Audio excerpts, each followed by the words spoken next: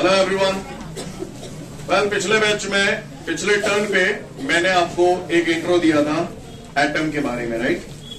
Atom के अंदर nucleus होता है, न्यूक्लियस में प्रोटॉन न्यूट्रॉन होते हैं, इलेक्ट्रॉन चारों तरफ चक्कर लगाते हैं। ये सारी बातें मैं बता चुका था। एटम का साइज कितना, न्यूक्लियस का साइज कितना, एक ब्रीफ इंट्रोडक्शन मैंने एटम के बारे में दिया था। आज हम सिस्टमैटिकली अपने नोट्सों की तरफ बढ़ रहे हैं, चैप्टर शुरुआत कर रहे हैं, राइट।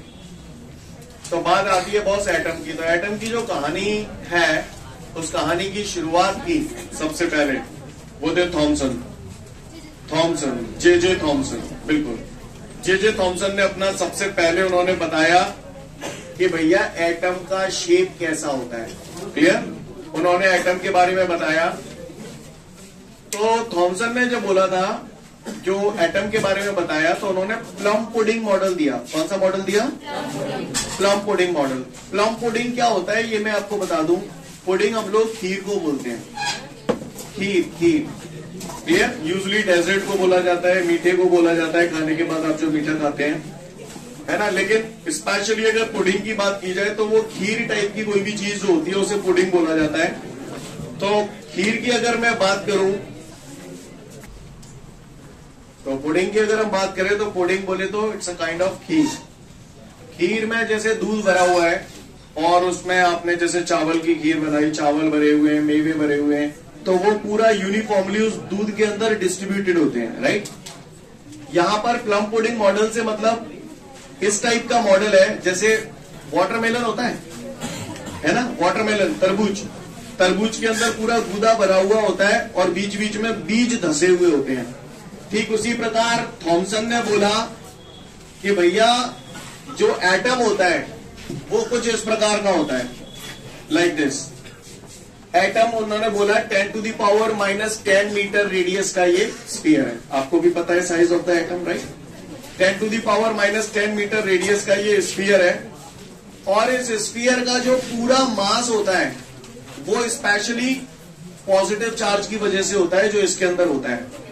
इससे पहले कि मैं पॉजिटिव चार्ज की बात करूं, हम सभी लोग ये जानते हैं कि इलेक्ट्रॉन का जो मास होता है दैट इज 9.1 इंटू 10⁻⁻31 किलोग्राम, और प्रोटॉन का जो मास होता है दैट इज 1.672 इंटू 10⁻⁻27 किलोग्राम।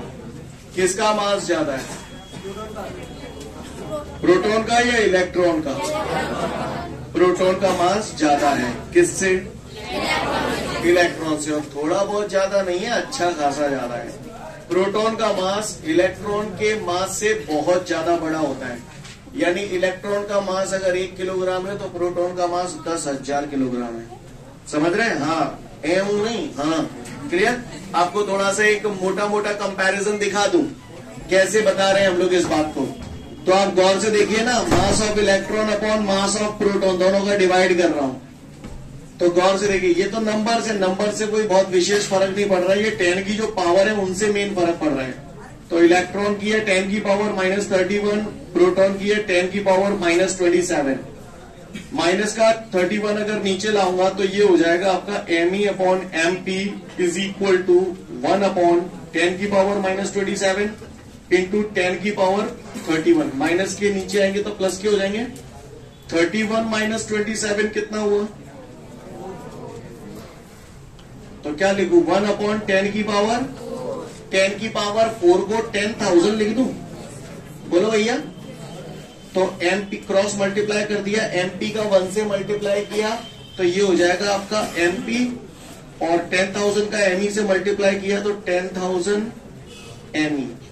आप खुद देखिए, प्रोटॉन का मास इलेक्ट्रॉन के मास का 10,000 टाइम्स है। यानी मेनली किसी भी एटम का जो मास होता है वो बेसिकली प्रोटॉन न्यूट्रॉन की वजह से होता है। इलेक्ट्रॉन का रोल उसमें ना के बराबर होता है इलेक्ट्रॉन का मास, मैं मानता हूं, लेकिन जितना इंपैक्ट इलेक्ट्रॉन का नहीं होता उससे कहीं ज्यादा इंपैक्ट किसका होता है? प्रोटॉन न्यूट्रॉन का। बात समझ में आ रही है? आप खुद देख रहे हो यहाँ पर प्रोटॉन का मास इलेक्ट्रॉन के मास का 10,000 गुना है। यानी इलेक्ट्रॉन अगर 1 किलो का है, एक एग्जाम्पल दे रहा हूं, इलेक्ट्रॉन अगर 1 किलो का है तो प्रोटॉन 10,000 किलो का है। 10,000 किलो के कंपैरिजन में 1 किलो की कोई औकात नहीं है। बात समझ में आ रही है? जो बोल रहा हूं आपको पल्ले पड़ रहा है? तो थॉमसन ने सबसे पहले एटम के बारे में बताया और उसने प्लम पुडिंग मॉडल दिया। उसने बोला कि एटम जो होता है वो 10⁻⁻10 मीटर रेडियस का एक स्फीयर होता है, जिसके अंदर जो पॉजिटिव चार्जेस होते हैं वो इधर उधर डिस्ट्रीब्यूटेड होते हैं। जैसे कि तरबूज में बीज धसे हुए होते हैं, उसी तरीके से ये पॉजिटिव चार्ज यहां पर धसे हुए हैं, और इसके अंदर जितने पॉजिटिव चार्ज होते हैं उतने ही नेगेटिव चार्ज भी होते हैं। तो ये नेगेटिव चार्ज भी इसके अंदर यहां पर है, राइट। अब उसने बोला जितने पॉजिटिव है उतने ही नेगेटिव है, यानी टोटल पॉजिटिव और टोटल नेगेटिव मिलकर न्यूट्रलाइज, यानी ऐसा करके उसने बोला कि एटम जो होता है वो हमेशा इलेक्ट्रिकली न्यूट्रल होता है। इस बात का उसने स्पष्टीकरण दिया। स्पष्टीकरण किस आधार पे दिया, समझ गए? जितने पॉजिटिव होते हैं उतने ही नेगेटिव होते हैं। साथ साथ उसने एटम की स्टेबिलिटी के बारे में भी बताया। स्टेबिलिटी के बारे में उसने ये बताया कि जैसे दो पॉजिटिव चार्ज है तो उनके बीच में रिपल्सिव फोर्स लगेगा, लेकिन अगर एक नेगेटिव एक पॉजिटिव है तो उनके बीच में अट्रैक्शन फोर्स भी लगेगा। तो उसने बोला कि इसके अंदर पॉजिटिव और नेगेटिव की जो व्यवस्था है ये कुछ इस प्रकार डिस्ट्रीब्यूटेड होते हैं कि दो पॉजिटिव चार्ज के बीच लगने वाला रिपल्सिव फोर्स नेगेटिव और पॉजिटिव के बीच लगने वाले अट्रैक्शन फोर्स से न्यूट्रलाइज हो जाता है, बैलेंस हो जाता है, जिसकी वजह से ये स्टेबल पोजीशन में बना रहता है। बात समझ में आ रही है आप सभी को? तो इस तरीके से अपने थॉमसन ने अपना ये एटॉमिक मॉडल दिया। थॉमसन के एटॉमिक मॉडल से कुछ एक फिनोमिना सक्सेसफुली एक्सप्लेन कर दिए गए। अब आप पढ़े लिखे हो, पिछला चैप्टर पढ़ के आए हो, तो आप जानते हो थर्माइनिक एमिशन क्या होता है। मेटेलिक सरफेस को गर्म करते हैं तो उससे इलेक्ट्रॉन निकलते हैं, तो इलेक्ट्रॉन है, गर्म करेंगे इलेक्ट्रॉन निकलेंगे। तो उसके इस मॉडल से हम थर्माइनिक एमिशन को सक्सेसफुली एक्सप्लेन कर पाए। साथ साथ फोटो इलेक्ट्रिक एमिशन आपने पढ़ा था, लाइट डालो तो इलेक्ट्रॉन एमिट होंगे, तो उस फिनोमेना को भी ये सक्सेसफुली एक्सप्लेन कर पाए। लेकिन कुछ चीजें ऐसी हैं जिन्हें बताने में ये नाकामयाब रहे। वो चीजें कौन सी हैं, किन चीजों को ये सक्सेसफुली एक्सप्लेन नहीं कर पाए, यानी इस मॉडल के क्या डीमेरिट्स हैं, वो हम लोग अभी थोड़ी देर बाद जानेंगे। समझ पा रहे हैं? इसके स्पेशली जो डीमेरिट्स हैं, एक डीमेरिट तो मैं आपको आज ही बताऊंगा क्लास एंड करते वक्त, और एक डीमेरिट इसका जो है वो 2 से 3 दिन बाद आपको समझ में आएगा जब मैं हाइड्रोजन एटम मॉडल बनाऊंगा आपको, तक समझ पा रहे हैं? फिलहाल मैंने जितना भी बोला थॉमसन एटॉमिक मॉडल के बारे में आपको समझ में आया? फटाफट 1 से 2 मिनट का समय दिया, पढ़ लें, फिर आगे बढ़ूंगा। तो मैं उम्मीद करता हूं यहां तक सभी को थॉमसन एटॉमिक मॉडल क्लियर है। मैंने सब एक्सप्लेन कर दिया, इसमें केवल एक बात हमारी अभी भी रह गई है, डीमेरिट्स मैंने आपको इसके भी नहीं बताए, राइट। जाते जाते आज क्लास एंड करते वक्त मैं आपको इसका एक डीमेरिट बताऊंगा, दूसरा डीमेरिट 2 से 3 दिन बाद बताऊंगा, राइट। तब आप समझने लायक होंगे उसको एक्चुअली, ठीक है। इसके बाद जब किसने, थॉमसन ने अपना मॉडल दिया, तो उसके बाद आए साइंटिस्ट रदरफोर्ड। वैसे ये सारी चीजें आप लोगों ने केमिस्ट्री में भी पढ़ रखी हैं।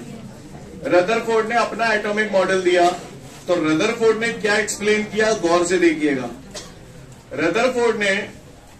रदरफोर्ड को स्टार्टिंग में तो नहीं पता, उसको जिज्ञासा हुई कि भैया एटम के अंदर क्या होता है, कैसा क्या शेप वेप है एटम का, ये सारी जानकारी उसको जब हासिल करना थी, तो फिर उसने अपना पूरा प्रोजेक्ट बनाया। क्या किया वो अब हम लोग जानेंगे, राइट। इससे पहले कि मैं इसे बता पाऊं आपको, आपसे कुछ जानना चाहता हूं। किसी भी मेटलिक शीट को हैमरिंग कर करके हम उसकी पतली चादर बना देते हैं, तो मेटल की इस प्रॉपर्टी को क्या कहते हैं, मैलिएबिलिटी। पढ़ा है आप लोगों ने पहले, है ना। मैलिएबिलिटी एक प्रोसेस होती है जिसमें हम किसी मेटल को ठोक ठोक कर उसकी पतली चादर बना देते हैं, इसे मैलिएबिलिटी कहते हैं। और सबसे ज्यादा मैलिएबिलिटी जो होती है वो गोल्ड की होती है, क्लियर। कोई और मेटल को आप ठोक ठोक कर पतली चादर बनाएंगे तो उसमें क्रैक पड़ जाएंगे, लेकिन गोल्ड में वो काफी हद तक पतला किया जा सकता है। आपको मेरी बात समझ में आ रही है जो मैं बोल रहा हूं? तो मैलिएबिलिटी सबसे ज्यादा किसकी होती है, गोल्ड, क्लियर है। जो बोल रहा हूं समझ में आ रहा है, थोड़ी देर बाद यूज होगा ये कॉन्सेप्ट। तो चलिए फिर रदरफोर्ड एक्सपेरिमेंट के बारे में हम लोग जानते हैं। रदरफोर्ड ने जो एक्सपेरिमेंट किया था that is alpha particle scattering experiment. अब ये अल्फा पार्टिकल स्कैटरिंग एक्सपेरिमेंट है क्या, तो सभी लोग ऑन द बोर्ड देखेंगे ध्यान से। रदरफोर्ड ने क्या किया, अपने 2 स्टूडेंट्स की हेल्प ली उसने। एक स्टूडेंट का नाम था गीगर और दूसरे का नाम था मार्सडन। गीगर और मार्सडन रदरफोर्ड के 2 स्टूडेंट थे। और उनकी हेल्प से उन्होंने ये रदरफोर्ड का पूरा अल्फा पार्टिकल स्कैटरिंग एक्सपेरिमेंट किया। ये लैड कैविटी है, लैड स्क्रीन है पूरा, क्या है ये? Lead screen. और यहां पर ये एक सोर्स है, काय का सोर्स है? अल्फा पार्टिकल का सोर्स है। आप लोगों ने पढ़ा होगा केमिस्ट्री में रेडियो एक्टिव एलिमेंट्स होते हैं। रेडियो एक्टिव एलिमेंट्स जो होते हैं वो अपने अंदर से alpha particle, beta particle, gamma radiations निकालते हैं, राइट? ऐसा पढ़ा है आप लोगों ने? बोलो भैया। जैसे मान के चलिए ये कोई रेडियो एक्टिव एलिमेंट्स है, तो जैसे दिवाली में अनार जलता है, वैसे ये radio active element alpha particle, beta particle, gamma radiations निकालते हैं। क्लियर? तो alpha particle, beta particle, gamma radiations ये जो निकल रही है वो काय में से निकलती हैं? रेडियो एक्टिव एलिमेंट से निकलती है, राइट? तो अल्फा पार्टिकल का सोर्स क्या होगा? Radio active elements. तो मैंने यहाँ पर एक सोर्स रख दिया अल्फा पार्टिकल का। क्लियर? ये एक रेडियो एक्टिव एलिमेंट रख दिया। यूजुअली हम लोग जो यूज करते हैं दैट इज रेडॉन। क्या यूज करते हैं? रेडॉन। RN इसका सिंबल होता है। सीन क्लियर है? तो ये रेडॉन यहाँ पर क्या है? अल्फा पार्टिकल का सोर्स है। अब यहां से जब अल्फा पार्टिकल इस तरीके से ऐसे निकलेंगे अनार की तरह, जैसे अनार जलता है वैसे ही अल्फा पार्टिकल निकलेंगे, तो यहां पर हमारा पर्पस क्या है? हमने यहाँ पर एक नैरो होल दिया हुआ है, कैविटी भी बोल सकते हैं हम लोग इसे, या स्लिट भी बोल सकते हैं। तो इस नैरो होल से हम लोग अल्फा पार्टिकल का एक बीम पास करना चाहते हैं। क्लियर है? पर क्या होता है, ये अल्फा पार्टिकल तो ऐसे निकल रहे हैं, तो जो एक्स्ट्रा अनवांटेड अल्फा पार्टिकल निकल रहे हैं तो उनको ये जो लैड स्क्रीन है वो एब्जॉर्ब कर लेती है। समझ पा रहे हैं? एक्स्ट्रा जो अनशेड अल्फा पार्टिकल इधर उधर साइड में निकल रहे हैं उनको ये लैड स्क्रीन एब्जॉर्ब कर लेती है। एक फाइन बीम अल्फा पार्टिकल की यहां से निकलती है। सीन क्लियर है? ये मैंने गैप फिर भी ज्यादा दिखा दिया, ये बहुत कम होता है। क्लियर? यहां पर मैंने लैड के 2 ब्रिक लगा रखे हैं। वैसे तो आप लोग जानते हो ब्रिक यानी ईंट को बोलते हो आप लोग, है ना? यहां पर लैड ब्रिक मैंने जो लगाए हैं वो क्यों लगाए हैं उसका कारण समझें कि यहां से भी जब अल्फा पार्टिकल निकलेंगे तो अगर मान के चलो ऐसे निकलते हैं कोई अल्फा पार्टिकल, तो ये जो लैड ब्रिक होगी वो इनको क्या कर लेगी? एब्जॉर्ब कर लेगी। क्लियर? इसको हम लोग बोलते हैं कॉलीमीटर। कॉलीमीटर भी बोला जाता है इसे। कॉलीमीटर का काम क्या है? यहां से एक फाइन बीम को भेजना। समझ पा रहे हैं आप मेरी बात को? क्लियर? अनवांटेड अल्फा पार्टिकल को ये एब्जॉर्ब कर लेता है। काफी हद तक तो यही एब्जॉर्ब हो जाती है, थोड़े बहुत यहां भी एब्जॉर्ब हो जाते हैं, और अल्फा पार्टिकल की ये बीम यहां से ऐसे जाती है। अब मुद्दा ये है कि भाई रदरफोर्ड क्या करना चाहता है? रदरफोर्ड यही तो जानना चाहता है भाई एटम है, एटम के अंदर क्या होता है, कैसी क्या कहानी है। तो रदरफोर्ड को अपना एक्सपेरिमेंट करने के लिए किस चीज की आवश्यकता होगी? भाई आप किसी चीज के बारे में जानना चाहते हैं तो वो चीज आपके सामने होनी तो चाहिए। इसी तरीके से रदरफोर्ड अगर ये जानना चाहते थे कि एटम के अंदर क्या है, क्या कहानी है, तो एटम होना चाहिए। यस और नो? एटम होना चाहिए कि नहीं होना चाहिए? एटम होना चाहिए। अब बात आती है एटम कहां से आए? अब बात आती है एटम कहां से आए? तो उन्होंने सोने का बिस्कुट ले लिया। क्या किया? सोने का बिस्कुट ले लिया, और सोने का बिस्कुट ये मान के चलिए थोड़ी देर के लिए ये सोने का बिस्कुट है, राइट? दिख रहा है आपको? क्लियर? थोड़ी देर के लिए सोने का बिस्कुट है, ये इसकी मोटाई है, आप लोग देख पा रहे हैं। अब यार एक बात बताओ, एटम तो अपने आप में बहुत छोटी सी चीज है, यस और नो? अब इस मोटाई में ही बहुत सारे एटम होंगे, होंगे कि नहीं होंगे?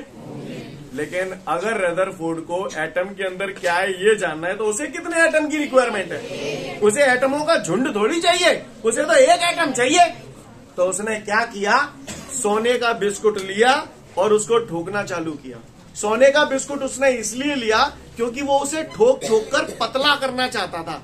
इतना पतला कि यहां पर मुझे एटम के अगल बगल एटम नहीं होने चाहिए, मुझे एक सिंगल एटम चाहिए। तो इसने इसको ठोक ठोक कर बिल्कुल पतली पन्नी बना दिया। आपको मेरी बात समझ में आ रही है? इसको हम लोग बोलते हैं गोल्ड फॉइल। क्या बोलते हैं? गोल्ड फॉइल यानी सोने की पन्नी। इस पन्नी की जो मोटाई होती है वो 10⁻⁻8 मीटर होती है। आपको मेरी भाषा समझ में आ रही है? सीन क्लियर है? तो उन्होंने यहाँ पर क्या किया? ये गोल्ड फॉइल लगा दी। क्या लगा दी यहाँ पर? Gold foil. ये मैंने गोल्ड फॉइल लगा दी। इसकी जो थिकनेस होती है वो कितनी होती है? 10⁻⁻8 मीटर। सीन क्लियर है सभी को भैया? ये अब आप बताओ, ये गोल्ड फॉइल मैंने क्यों लगाई है? क्योंकि मैं चाहता हूं कि अल्फा पार्टिकल जो पास हो वो एटम के अंदर से पास हो। एटमों के झुंड में से या एक एटम में से? इसीलिए। अच्छा गोल्ड क्यों लिया उसने? क्योंकि गोल्ड को ठोक ठोक कर पतली चादर बना सकते हैं। पतली चादर मैंने इसलिए बनाई है जिससे मेरे अल्फा पार्टिकल की मुलाकात केवल एक एटम से हो। Got my point everyone? अच्छी बात है। अब यहाँ पर कुल मिला के अल्फा पार्टिकल की बमबारी यहाँ हो रही है, तो ये पॉइंट जो डॉट मैंने बनाया आपको दिख रहा है, तो इस डॉट पे अल्फा पार्टिकल गिरा। ये डॉट काय का काम कर रहा है? यहाँ पर एटम का काम कर रहा है। अब इसके अंदर उसने कुछ खास बातें ऑब्जर्व की, और उसने क्या ऑब्जर्व किया उसको ध्यान से सुनिएगा आप लोग। तो मैं थोड़ा सा इस एटम को, ये जो मैंने हल्का सा डॉट बनाया है, उसको मैं मान के चलो मैंने उस पर माइक्रोस्कोप रख दिया और एटम ये दिखाई दे रहा है। नहीं है बात समझ में? ये जो मैंने गोला बनाया है ये क्या है? ये केवल इस पॉइंट का इमेज बनाया है। बात समझ में आ रही है आपको? अच्छा, अब बात गौर से सुनिएगा। रदरफोर्ड ने अल्फा पार्टिकल ये गोल्ड फॉइल पे गिराए, एटम में से पास हुए। अब जब अल्फा पार्टिकल इस एटम के अंदर से पास हुए तो वो उनको डिटेक्ट करने के लिए हमने यहाँ पर एक फ्लोरोसेंट स्क्रीन लगाई है। इस स्क्रीन को नाम दे दिया मैंने SS-। क्या नाम दे दिया? SS-। इस फ्लोरोसेंट स्क्रीन पे हम लोग जिंक सल्फाइड का पॉलिश कर देते हैं। काय का पॉलिश कर देते हैं? जिंक सल्फाइड का पॉलिश कर देते हैं। पॉलिश करने का कुछ कारण है।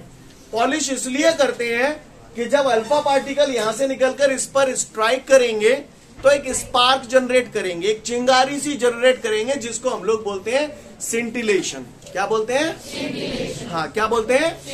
सिंटिलेशन। क्लियर? आपने यहाँ पर फ्लोरोसेंट स्क्रीन पे जो जिंक सल्फाइड की पॉलिश की है वो की ही इसलिए है जिससे जब अल्फा पार्टिकल इससे स्ट्राइक करे तो एक स्पार्क जनरेट हो। समझ रहे हैं?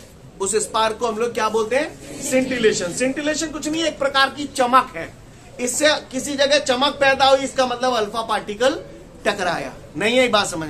भीड़ में लोग खड़े हैं, गोलियां अंधाधुंध चल रही हैं, एक बंदा गिर गया तो पता चलो गोली लग गई। नहीं है बात समझ? सिंटिलेशन क्या है? अल्फा पार्टिकल स्ट्राइक किया तो वहां एक चमक जनरेट हुई। अब कितने अल्फा पार्टिकल स्ट्राइक कर रहे हैं? तो भैया जितनी बार चमक उठेगी उतनी बार अल्फा पार्टिकल स्ट्राइक कर रहे हैं। तो कितने number of alpha particle strike करते हैं, इस बात को पता करने के लिए हम लोग एक डिटेक्टर लगाते हैं, जिसे हम लोग यहाँ पर मूवेबल माइक्रोस्कोप बोलते हैं। इससे हम इस रोटेट कर सकते हैं यहाँ पर, और जितने भी अल्फा पार्टिकल स्ट्राइक करते हैं उनकी काउंटिंग हम लोग इससे कर सकते हैं। आपको मेरी बात समझ में आई जो मैंने बोला? तो अपने इस पूरे एक्सपेरिमेंट में रदरफोर्ड ने जो ऑब्जर्व किया, तो क्या ऑब्जर्व किया उसे ध्यान से देखिए।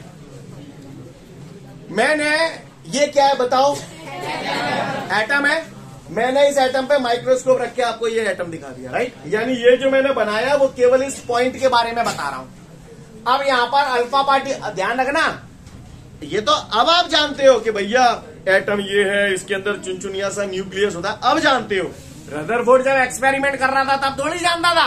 रदरफोर्ड को थोड़ी मालूम था कि ऐसा कुछ होता है। रदरफोर्ड तो एक्सपेरिमेंट कर रहा था। तो रदरफोर्ड ने अपने एक्सपेरिमेंट में देखा कि जब अल्फा पार्टिकल की वो बमबारी कर रहा था तो अल्फा पार्टिकल सीधे निकल रहे थे। कैसे निकल रहे थे? सीधे निकल रहे थे। जब अल्फा पार्टिकल बिल्कुल सीधे सीधे निकल रहे थे तो उसने ये कंक्लूजन निकाला, यार ये जो एटम है ये खाली है, इसका ज्यादातर पार्ट खाली है। उसने कम से कम 20-50 लाख इस पे अल्फा पार्टिकल की बमबारी करी। 20-50 लाख में से मान के चलो, जैसे माना 20 लाख उसने गिराए, तो 20 लाख में से 18 लाख 19 लाख तो ऐसे सीधे ही निकल गए। तो उसने बोला यार ये तो ज्यादातर पार्ट खाली है इसका। उसने बोला एटम जो होता है इसका ज्यादातर पार्ट खाली होता है, यानी ये हॉलो होता है। फिर उसने कुछ अल्फा पार्टिकल ऐसे थे कि जैसे ही वो यहाँ गए तो वो इस तरीके से डेविएट हो गए, ऐसे डेविएट हो गए। कायदे से इन्हें ऐसे जाना चाहिए था, लेकिन ऐसे डेविएट हो गए। तो ये एक्यूट एंगल है या ऑब्ट्यूज एंगल है? एक्यूट एंगल है। ऐसे ही कोई यहां से आया तो वो यहाँ डेविएट हो गया, तो बताओ ऐसे जाना चाहिए था, ऐसे चला गया, एक्यूट एंगल है। बात समझ में आ रही है? अब जैसे ही वो यूं हो गए तो बुद्धि ठनकी। बुद्धि कैसे ठनकी? पहले आप बताओ अल्फा पार्टिकल पे कैसा चार्ज होता है? अब अल्फा पार्टिकल पे पॉजिटिव चार्ज होता है। जैसे ही ये पॉजिटिव चार्ज यहाँ पर आया और अचानक से यूं डिफ्लेक्ट हो गया तो इसका मतलब यहाँ पर कौन सा चार्ज है? तो उसने सोचा यार यहाँ पर कोई ना कोई पॉजिटिव चार्ज टाइप की चीज होनी चाहिए। क्या है उसको नहीं मालूम, उसको नहीं मालूम ये न्यूक्लियस है। ये तो अब आपको पता है क्योंकि आपने केमिस्ट्री में पढ़ रखा है, उसे नहीं मालूम। लेकिन उसको इतना मालूम है कि यहाँ पर कुछ पॉजिटिव टाइप का होना चाहिए ताकि वजह से ये डिफ्लेक्ट कर रहे हैं एक्यूट एंगल पे। फिर उसने और भी अल्फा पार्टिकल भेजे, तो कुछ अल्फा पार्टिकल ऐसे थे यूं गए और यूं निकल लिए, तो जिसको ऐसे जाना चाहिए था वो ऐसे निकल लिया, यानी ऑब्ट्यूज एंगल पे जा रहा है। बोलो भैया, ऐसे ही कुछ यूं गए तो यूं हो लिए, ऐसे जाना चाहिए था ऑब्ट्यूज एंगल। बोलो भैया, यस और नो? और फिर उन्होंने कुछ एक पार्टिकल जब ऐसे पहुंचाए तो उन्होंने देखा कुछ ऐसे थे जो यूं गए और दिखते ही लौट आए। ऐसा लग रहा श्याम देख लो यहाँ को, नहीं यही बात समझ, यानी अल्फा पार्टिकल जब ऐसे गए तो वहीं के वहीं लौट आए। तो उन्होंने कंक्लूजन निकाला कि यार यहाँ पर सेंटर पे कुछ ना कुछ ऐसा है जहां पर भरपूर मात्रा में पॉजिटिव चार्ज है, क्योंकि मुझे मालूम है अल्फा पार्टिकल पे पॉजिटिव चार्ज होता है और यहाँ पॉजिटिव चार्ज होगा तभी तो रिपेल करेगा, नेगेटिव होता नहीं तो ये अट्रैक्ट कर ले दो। यस और नो? तो उन्होंने कंक्लूजन निकाला, उन्होंने पहले ऑब्जर्व उन्होंने क्या किया कि अल्फा पार्टिकल की जब उन्होंने बमबारी की तो क्या क्या ऑब्जर्वेशन लिए। ज्यादातर अल्फा पार्टिकल सीधे निकल गए, कुछ एक्यूट एंगल पे स्कैटर्ड हो गए, स्कैटर्ड यानी बिखरना, कुछ ऑब्ट्यूज एंगल पे स्कैटर्ड हो गए और कुछ गए और लौट आए। ये ऑब्जर्वेशन थे। इन ऑब्जर्वेशन से कंक्लूजन क्या निकला कि भैया अल्फा पार्ट जो एटम होता है ना उसका ज्यादातर पार्ट खोखला होता है, उसका ज्यादातर पार्ट खोखला होता है और एटम के सेंटर पे कोई एक ऐसी चीज होती है जहां पर उसका पूरा मास कॉन्सेंट्रेटेड होता है, जिसको आप लोग न्यूक्लियस बोलते हैं। अभी साइज वाइज कुछ नहीं पता कि न्यूक्लियस का साइज कितना होता है, उस पर हम लोग कल तक आएंगे, राइट, अगले टर्न पे। लेकिन बात समझ में आ रही है? उनको ये पता चला कि भैया यहाँ पर ऐसा कुछ होता है। अब मेरी बात को ध्यान से सुनना, रदरफोर्ड ने अपना पूरा एक्सपेरिमेंट कर लिया। अच्छा, अब याद करो थॉमसन एटॉमिक मॉडल। थॉमसन ने अपने एटॉमिक मॉडल में क्या बोला था? पॉजिटिव कैसे धरे हैं, नेगेटिव कैसे धरे, तरबूज की तरह खेल है। रदरफोर्ड तुरंत चलोगे थॉमसन के घर पे और कही ये बता कि जब मैं जा एटम पे अल्फा पार्टिकल की बमबारी कर रहा हूं तो तेरे मॉडल को अगर सही माना जाए तो पीछे खाली कैसे जा रहे हैं जी? नहीं, यही बात समझना। यानी थॉमसन एटॉमिक मॉडल का डीमेरिट, उसका डिफेक्ट, थॉमसन के एटॉमिक मॉडल से हम alpha particle scattering experiment explain समझ में आया अब आपको? क्लियर है? सीन क्लियर है? यहाँ पर क्या क्या ऑब्जर्वेशन लिए रदरफोर्ड ने जब अपना एक्सपेरिमेंट किया? कुछ सीधे जा रहे हैं, कुछ एक्यूट एंगल पे जा रहे हैं, कुछ ऑब्ट्यूज एंगल पे जा रहे हैं, कुछ जा रहे हैं और लौट रहे हैं।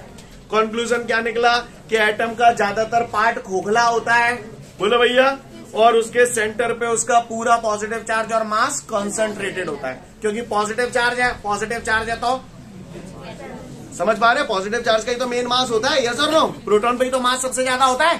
क्लियर है? तो उन्होंने बोला कि इसके सेंटर पे इसका पूरा मास कंसंट्रेटेड होता है और यहाँ पर ये कौन सा चार्ज है? Positive charge. जो मैंने आपको बोला आपको पल्ले पड़ा। अब हम इसे 1 by 1 पढ़ेंगे, जैसे मैं बोल रहा हूं वैसे पढ़ना। सबसे पहले तो आप लोग पढ़ो इसके ऑब्जर्वेशन, रदरफोर्ड मॉडल के ऑब्जर्वेशन पढ़ो और ऑब्जर्वेशन के बाद कंक्लूजन पढ़ना। अब ऑब्जर्वेशन और कंक्लूजन के बाद ये पूरा एक्सपेरिमेंट है ना, पूरा अच्छे से पढ़ लो सब लोग फटाफट।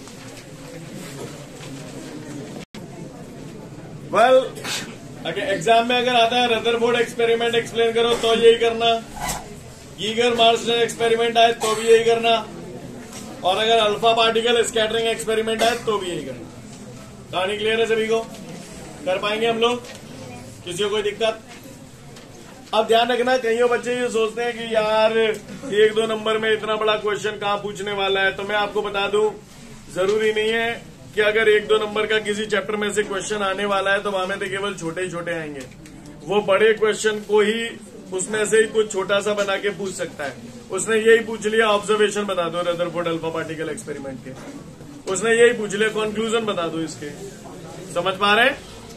तो बताएंगे ना आप लोग कि चुप रह जाएंगे? ऐसे बताना, ऐसे बताते हैं। क्लियर है?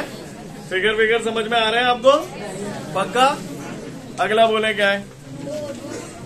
क्या नोट है बोले? Listen everyone, alpha particle, number of alpha particle की हम यहाँ पर हम लोग बात कर रहे हैं। आपने जो कितने नंबर ऑफ अल्फा पार्टिकल यहाँ पर स्ट्राइक कर रहे हैं, इसको डिटेक्ट करने के लिए हमने यहाँ पर एक डिवाइस लगाई है, एक डिटेक्टर लगाया है, जिसके जरिए हमको पता चलता है कि कितने number of alpha particle strike कर रहे हैं इस फ्लोरोसेंट स्क्रीन से, राइट? तो जो number of alpha particle strike करते हैं that is inversely proportional to number of alpha particles. एक रिलेशन लिखा होगा, याद रखना ओटी वगैरह के लिए, and proportional to 1/sin⁴ θ/2। Clear? इतने नंबर ऑफ पार्टिकल स्ट्राइक करते हैं और इनके बीच का जो ग्राफ होता है,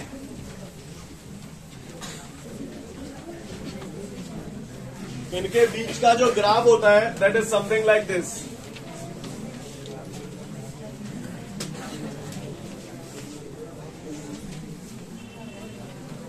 ये इस तरीके से इसका ग्राफ होता है नंबर ऑफ पार्टिकल्स का। इसको थोड़ा सा ग्राफ को हम लोग समझने की कोशिश करते हैं। यहां पर मैंने नंबर ऑफ पार्टिकल्स लिखे हैं और यहां पर मैंने एंगल लिखा है, जितने एंगल से स्कैटरिंग हो रही है। पार्टिकल अलग अलग एंगल पे, एक्यूट एंगल, ऑब्ट्यूज एंगल पे स्कैटर्ड हो रहे थे। मैंने यहां पर नंबर ऑफ पार्टिकल लिखे, सपोज 10, 10 स्क्वायर, 10 क्यूब, 10⁴, 5, 6, 7। बात समझ में आ रही है? यहां पर मैंने एंगल लिख दिए 0, 10 तो कम हो गया, 20 के गैप से ले लो, 20, 40, 60, 80, 100, 120, 140, 160 और 180। ग्राफ समझ में आ रहा है आप सभी को? इस ग्राफ को गौर से देखिएगा सभी लोग। थोड़ा सा समझदार के लिए इशारा काफी है, चूतियों का अपन कुछ नहीं कर पाएंगे। मैंने आपको बताया था रदरफोर्ड ने अपना जो अल्फा पार्टिकल स्कैटरिंग एक्सपेरिमेंट किया था, उसमें ज्यादातर अल्फा पार्टिकल जो थे वो कैसे निकल गए थे? सीधे।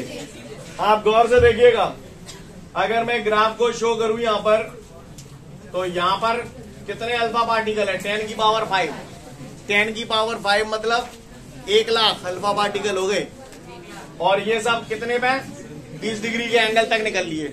20 डिग्री के एंगल तक निकल लिए, यानी एक्यूट एंगल पे स्कैटर्ड हो गए। नहीं यही बात समझ में? अब आप यहां पर देखिए, कुछ एक अल्फा पार्टिकल जो थे 1000 के करीब अल्फा पार्टिकल, वो 40 डिग्री के एंगल पे। समझ पा रहे हैं आप मेरी बात को? उसके बाद 100 के करीब जो थे वो 80 पे। लेकिन आप ये देखिए, वो अल्फा पार्टिकल जो न्यूक्लियस तक पहुंचे और फिर रिटर्न हुए, ऐसे अल्फा पार्टिकल की संख्या बहुत कम होती है या बहुत ज्यादा? तो आप गए और वापस लौट आए उसी डायरेक्शन में, कितने डिग्री का एंगल हो गया? 0 डिग्री का एंगल कैसे हो जाएगा? ऐसे गया, 180 डिग्री का एंगल हो गया।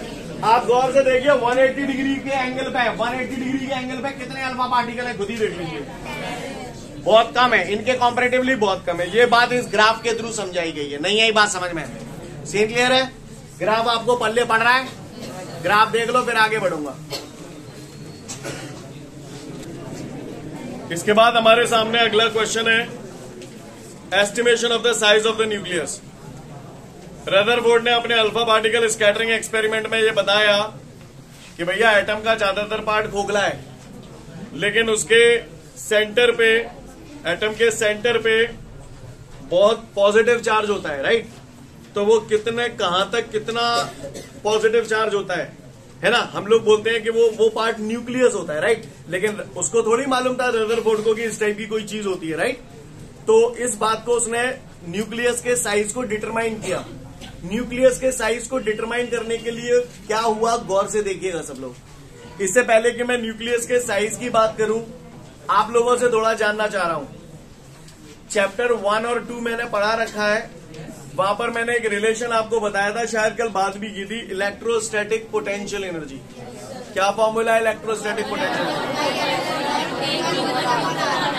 1/4πε0 K Q1 Q2/R। Scene clear है? कोई भी बॉडी जब मूव करती है तो उसके अंदर कौन सी एनर्जी होती है? Kinetic energy. काइनेटिक एनर्जी का फॉर्मूला हाफ। हाँ, क्लियर है? समझ में आ रही है बात? गौर से देखिएगा, हम लोग न्यूक्लियस के साइज को डिटरमाइन करने की कोशिश कर रहे हैं। Try to understand everyone. भैया यही तो था एटम, बोलो भैया। अब अभी रदरफोर्ड को नहीं मालूम न्यूक्लियस कुछ नहीं मालूम उसे, वो तो अल्फा पार्टिकल की बमबारी कर रहा था सीधी। यस और नो? अल्फा पार्टिकल की बमबारी कर रहा था तो अलग अलग एंगल पे अल्फा पार्टिकल स्कैटर्ड हो रहे थे। अब आप गौर से देखिए, यहां से ये अल्फा पार्टिकल आ रहा है कोई, कुछ एक अल्फा पार्टिकल ऐसे भी थे जो गए और वापस रिटर्न मार गए। मैं उसी अल्फा पार्टिकल की बात कर रहा हूं जो गया और रिटर्न मार गया, राइट। उसने ये तो क्लियर कर लिया था कि सेंटर पे यहां पर कहीं ना कहीं कुछ ना कुछ पॉजिटिव चार्ज है जिसकी वजह से ये रिटर्न मार रहा है। क्या आ रहा है ये? अल्फा पार्टिकल यहां आएगा। क्लियर? अब जाहिर सी बात है, जैसे जैसे ये यहां आएगा, जैसे जैसे ये अल्फा पार्टिकल यहां पर आएगा, अल्फा पार्टिकल पे चार्ज कितना होता है? कितना होता है? 2e। अल्फा पार्टिकल पे चार्ज कितना होता है? भूल मत जाना वो सब कुछ। अल्फा पार्टिकल यहां पर आ रहा है, जैसे ही यहां पर ये पॉजिटिव चार्ज आया, एक स्टेज ऐसी आएगी जहां पर आके ये रिटर्न मार जाएगा। बोलो, जहां पर आके ये रिटर्न मार रहा है इसका मतलब पॉजिटिव चार्ज के बहुत नजदीक पहुंच चुका है, पर उस पर रिपल्सिव फोर्स इतना ज्यादा लग रहा है कि वो रिटर्न मार गया। नहीं आई बात समझ में? तो उसने बोल दिया कि यहीं पर इस एरिया में ये एक पॉजिटिव चार्ज यहां पर रहता है। नहीं आई मेरी बात समझ में? और उसी को इसने बोल दिया, ये इतनी रेडियस का यहां पर उसने ये जो बनाया है इसे बोलते हैं distance of closest approach. Distance of closest approach, यानी ये जो अल्फा पार्टिकल है इस न्यूक्लियस के पास कहां तक अप्रोच कर गया? क्लियर? अल्फा पार्टिकल की न्यूक्लियस, अब इसको हम न्यूक्लियस मान लें, तो न्यूक्लियस के सेंटर से जो मिनिमम डिस्टेंस होता है उसे बोला जाता है डिस्टेंस ऑफ क्लोजेस्ट अप्रोच। नहीं आई बात समझ में? The distance of alpha particle, the minimum distance of alpha particle from the centre of the nucleus is called distance of closest approach. नहीं आई बात समझ में? क्लियर? अब आप गौर से सुनिए, यहां पर मुझे ये साइज निकालना है, ये कितना है?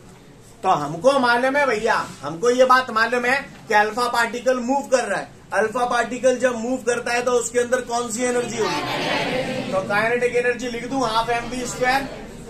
अब ये अल्फा पार्टिकल जैसे जैसे यहां आ रहा है और ये पॉजिटिव इस पे कहीं ना कहीं रिपल्सिव फोर्स लगा रहा है, तो इसकी स्पीड धीरे धीरे करके कम हो रही है। कम होने के बाद जब ये यहां आया उसके बाद ही तो रिटर्न मारा, तो इस टाइम एक चार्ज ये रहा, ये न्यूक्लियस हो गया। न्यूक्लियस पे चार्ज Zd, हवासी नहीं कर रही है ना अब? हाँ, न्यूक्लियस पे चार्ज Zd, और अल्फा पार्टिकल यहां से जो आ रहा है उस पे चार्ज 2e, और दोनों एक दूसरे से r0 डिस्टेंस पे हैं। तो इलेक्ट्रोस्टैटिक पोटेंशियल एनर्जी का फॉर्मूला होता है 1/4πε0 Q1 Q2/r। Q1 कितना है? 2e। Q2 कितना है? Zd/r। r कितना लिखूं? R0। नहीं है बात समझ में? अब आप गौर से देखिए, यहां पर गौर से देखिए, R0 को इधर ले आया तो R0 इधर आ गया, 2 2 4 Ze²। बोलो भैया, अपॉन 4πε0, ये R0 इधर पहुंच गया, mv² नीचे आ जाएगा। बोलो भैया, तो R0 बराबर हो गया 1/4πε0 4 Ze²/mv²। ये आपका फॉर्मूला आ गया डिस्टेंस ऑफ क्लोजेस्ट अप्रोच।